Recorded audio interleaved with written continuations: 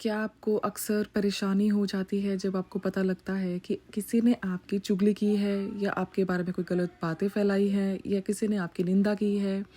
तो अब आपको परेशान होने की ज़रूरत नहीं है। अब आप खुश हो जाएँगे जब आपको पता लगेगा कि किसी ने आपकी चुगली की है या आपके बारे में कोई बातें फैलाई हैं। इस वीडियो को एंड तक ज़रूर देखें। एक राजा था। राजा ने बहुत ही अच्छे ढंग से अपना राज्य सँभाला था और वो जानना चाहता था कि इतना अच्छा राज्य सँभालने के बाद, इतना सब कुछ करने के बाद ज़िंदगी में मुझे क्या प्राप्त होगा? उसने अपने गुरुजी से पूछा एक दिन कि गुरुजी, मैं मरने के बाद कहाँ जाऊँगा? क्या मैं स्वर्ग जाऊँगा या मैं नर्क में जाऊँगा? मेरा क्या होगा मरने के बाद? यह बात सुनकर गुरुजी ने बोला, चलो आओ बाहर थोड़ा वॉक करते हैं और साथ में इस बारे में हम डिस्कशन करते हैं। जब वो दोनों बाहर वॉक करने जाते हैं तो गुरुजी उसको बताते हैं कि तुमने अपनी प्रजा की, अपने लोगों की बहुत सेवा की है और सबको खुश रखा है और सब तुमसे बहुत खुश है। तो इसकी तुम चिंता मत करो कि तुम्हें क्या मिलेगा, तुम्हें अवश्य ही स्वर्ग मिलेगा। ये ज़रूर जान लो कि तुम नर्क में तो बिल्कुल भी नहीं जाओगे। ये सुनकर राजा बहुत खुश हो गया और ये जानकर भी बहुत खुश हुआ कि सब लोग मुझसे बहुत खुश हैं, सब मेरी प्रजा बहुत खुश है, सब लोग मेरे से प्रसन्न हैं। तो ये तो बहुत अच्छा है कि मैं नर्क में नहीं जाऊँगा, मैं तो स्वर्ग में ही जाऊँगा। ये जानकर जब राजा खुश हुआ तभी उसको गुरुजी ने बताया, ये जो सामने तुम लिद के ढेर देख रहे हो, कूड़े के ढेर देख रहे हो, ये भी तुम्हारे हिस्से में जाएंगे, क्योंकि जो कर्म छोटे मोटे तुमसे गलत हुए हैं उसके हिसाब के ये सारे लिद के ढेर भी तुम्हारे हिस्से में जाएंगे। वो ये सोच के बहुत हैरान हुआ। उसने बोला, गुरुजी मैं तो ये नहीं ले सकता, मुझे इसका कोई उपाय बताइए।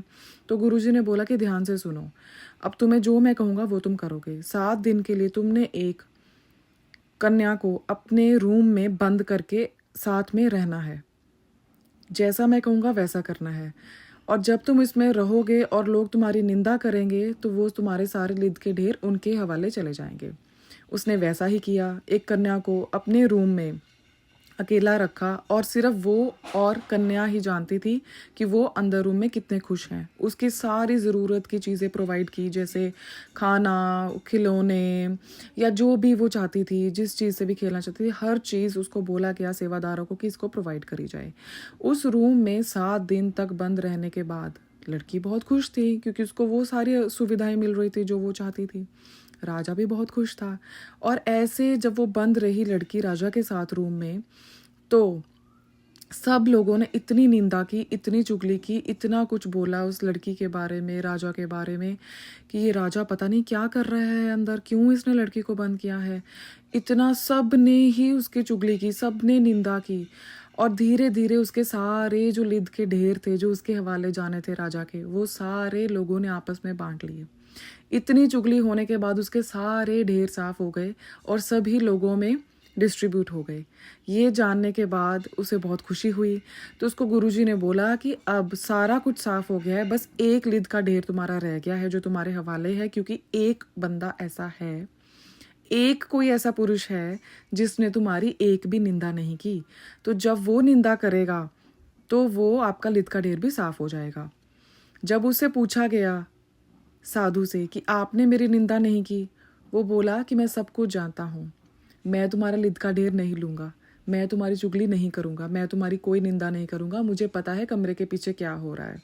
तुमने अपने सारे लिद के ढेर साफ करवा लिए, अब मैं तुम्हारा लिद का ढेर नहीं लूँगा, मैं निंदा नहीं करूँगा।